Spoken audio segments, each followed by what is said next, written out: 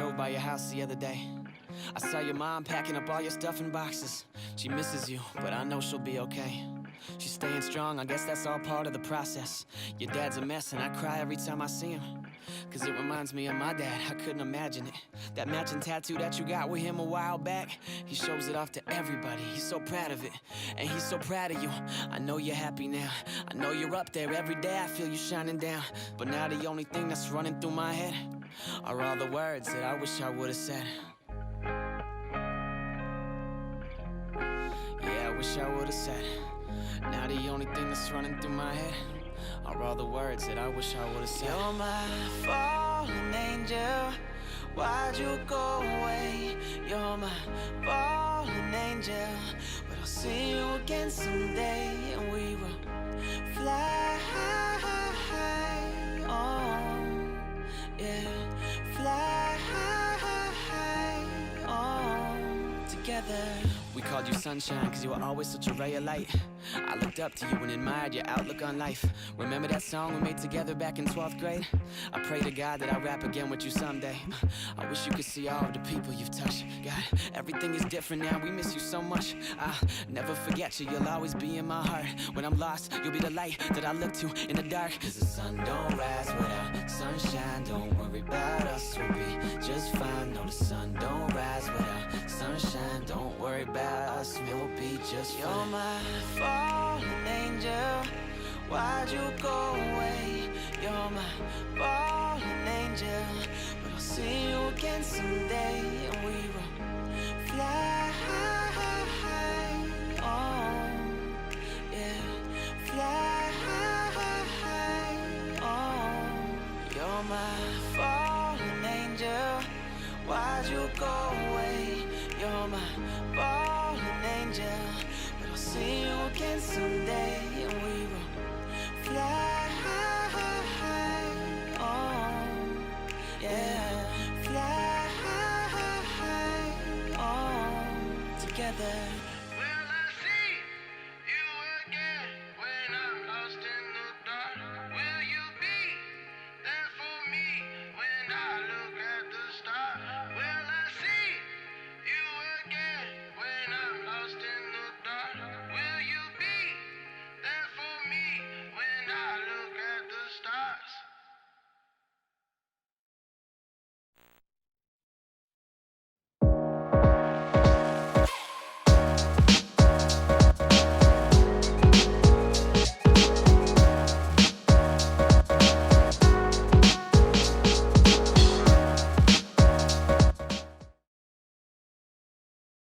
Good morning, everyone, and thank you for joining us for the Sunshine Foundation's annual event.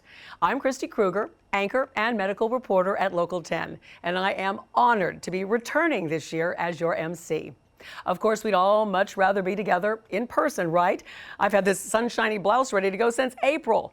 But on behalf of everyone who works so hard all year long, we are thrilled that you have tuned in to join us virtually as we share some important information and resources to help prevent suicide and promote mental health. Now, don't forget, today's event is also a fundraiser, so please check out our silent auction. You can do that by texting SUNSHINE to 243-725. Again, that's SUNSHINE at 243-725. We have some amazing items this year, including a North Carolina cabin getaway, handmade art pieces, Kate Spade handbags, Botox filler treatments, which, believe me, really come in handy right now when we're connecting on big screens in HD. And there's also signed Jake Miller merchandise and so much more for you. We'll also be raffling off bottles of wine, gift cards, and a soda stream. You can purchase those raffle tickets within the silent auction platform for the chance to win one of these awesome prizes. And if you are interested in making a direct donation, you can also do that by visiting www.dylansfoundation.org and clicking the Donate tab. The first 10 people to donate more than $100 will receive thank you gift cards to Starbucks, Target, and yummy Chick-fil-A, a personal favorite. You know, like so many of you, though, I have had my own personal experiences with suicide and mental illness. Just over 1 year ago, I lost a dear friend and a colleague here at Local 10, Todd Tongan, to suicide.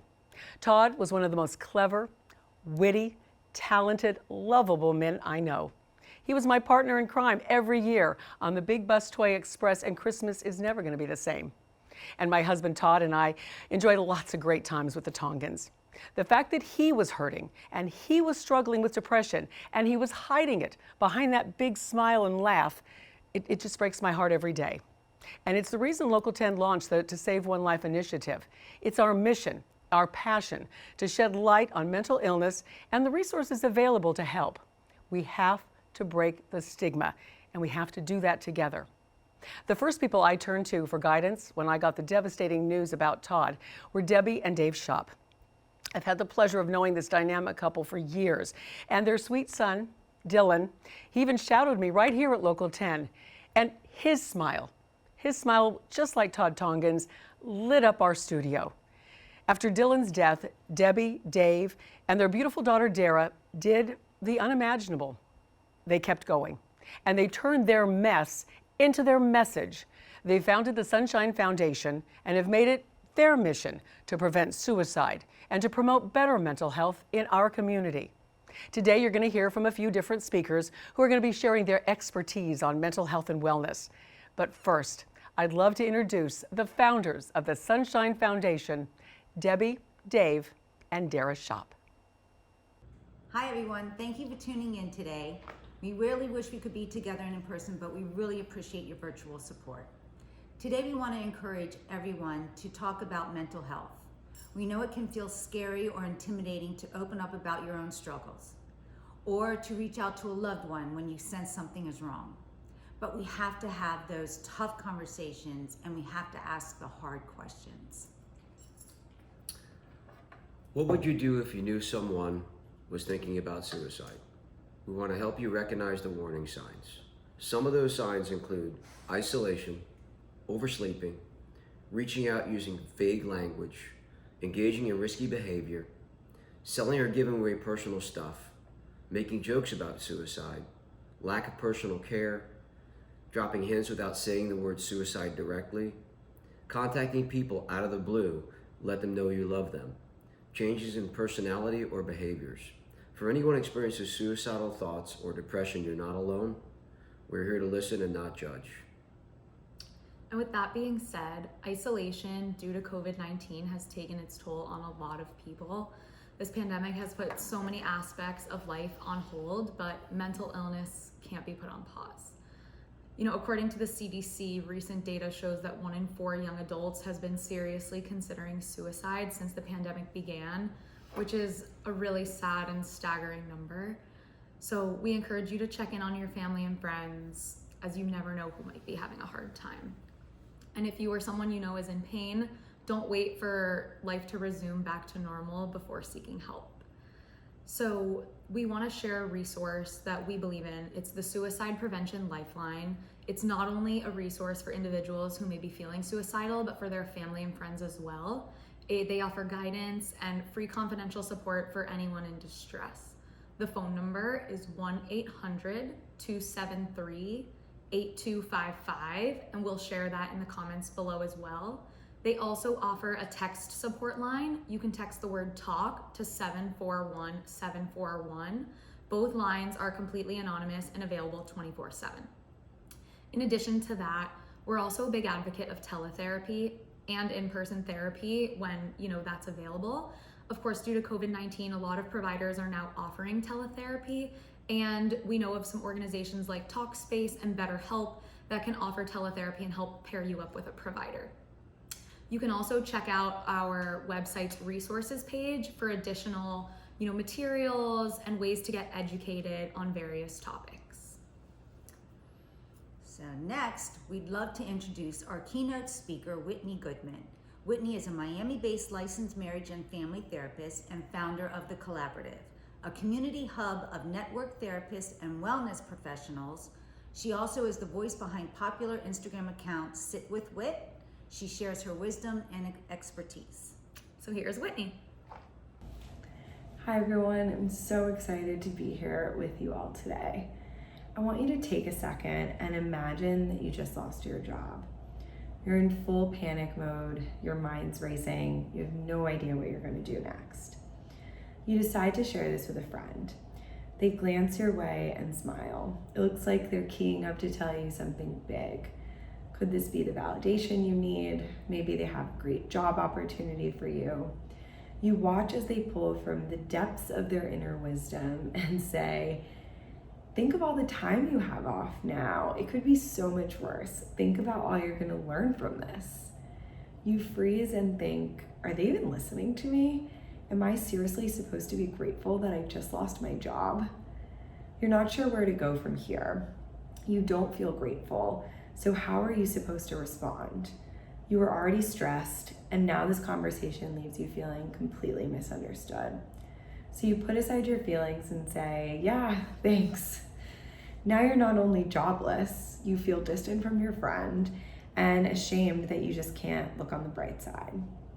Unfortunately, so many of us have lived this exact interaction countless times with well-intentioned friends or family, or maybe you've even done it to yourself. I know I have. We say things like, don't cry, look on the bright side, just be positive, other people have it worse, or I have so much to be grateful for. We say these things because we think it's what we're supposed to say. We really want to help.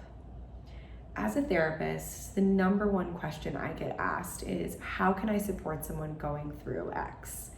And it's such an important question. Learning how to support others and ourselves effectively is one of the key ways that we can improve our collective mental health, improve our relationships, and eliminate stigma. There's a simple formula that you can use the next time you want to offer someone, or even yourself, support during a difficult time. First, you're going to listen, and I mean really listen. Before you say anything, you want to make sure the person feels heard and understood. This doesn't mean that you have to agree or totally get it. You just want to understand their perspective and their experience. We want to make sure not to jump too quickly into saying, I understand. For example, if I say, I'm really mad at my boss, and you immediately respond with, yeah, I get that, without knowing any other details, I'm going to be like, how do you get that? I haven't told you anything else. We really want to make sure we understand the person and have given them the space to express their feelings before moving forward. If you don't understand, it's okay to ask questions. Some great ones are, can you help me understand that? Can you tell me more about X? I'm having trouble understanding that. Can you explain it a little bit more to me? Then you want to validate. Again, validating doesn't mean agreeing. It's just recognizing someone else's humanity and what they might be feeling. A quick example. So let's say there's a hurricane coming for South Florida and I'm really anxious about it. It's only a Category 1 and most are saying it's not going to make landfall. You know this and you feel calm, but I'm still anxious. You can validate my anxiety without totally agreeing with what's causing it or that somebody should be anxious in this situation. Some things you can say would be, that makes sense. I totally get that. That's hard. That's frustrating. After validating, we really need to resist the urge to jump in and fix or make things better. Most people tell me that they actually don't want advice. They just want someone to sit and listen to them and make them feel seen and heard.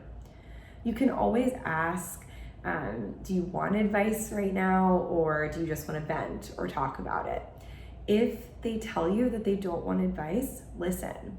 If they say, yeah, I do want to problem solve and I want to figure this out, okay, then you can move forward with that. I want to validate that helping somebody who's struggling with their mental health can be really challenging. It's hard to watch someone struggle and not be able to do anything about it. You're allowed to set boundaries on how you help and how much you help. You can even put limits on what you will help with. Sometimes taking a step back is exactly what you and that other person need. I want to remind you that we can't fix people. We can't make them change either. All we can do is offer them space and support to find their own way. Listening, validating, and leading by example go a long way. You may not know how much you've influenced someone's life just by doing those 3 things. Well, thank you, Whitney, so much for sharing your expertise with all of us. And I know there are many takeaways we can all apply to our own lives. We appreciate your guidance. To learn more from Whitney, you can follow her on Instagram at @sitwithwhit. Up next, a few words from musician and local South Florida talent, Jake Miller.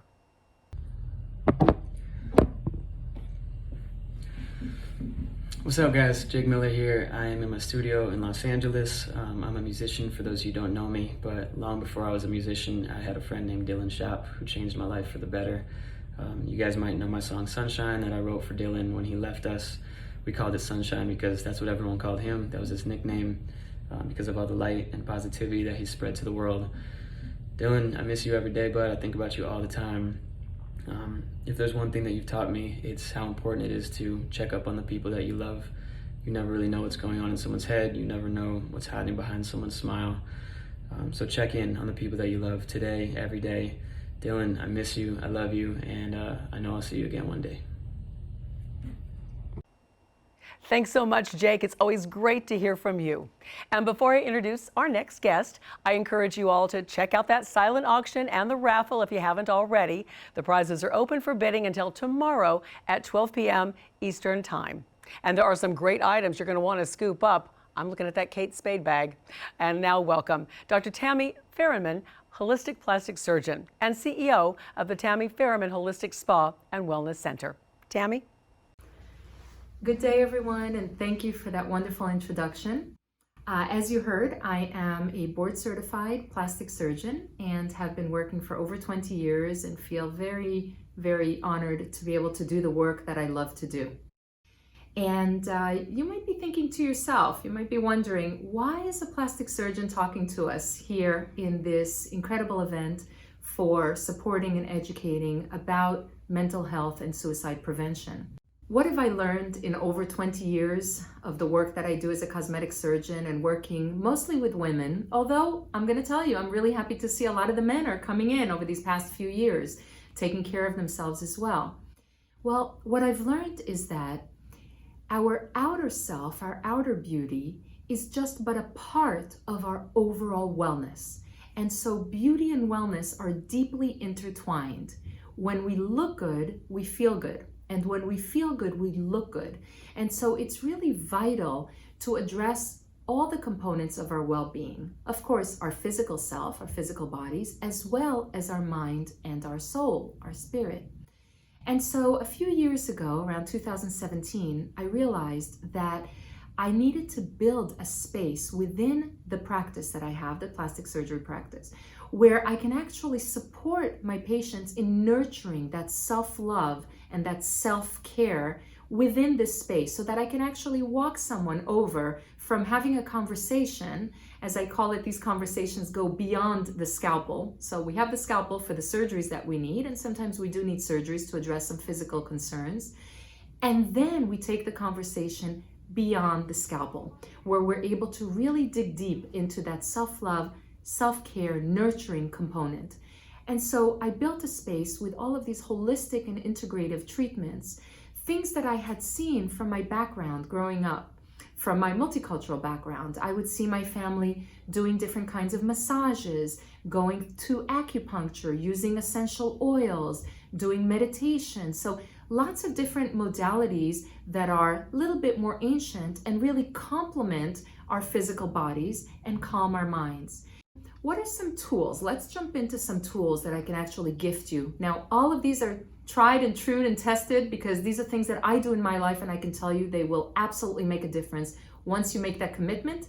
We're told by the therapist that it takes about 30 days to break or make a new habit. So I encourage you to make the commitment of at least 30 days for yourself and see how your life changes. So remember that we need to put on our oxygen mask first, especially as women, and then we will be that best version of ourselves to be able to give to everybody else in our lives.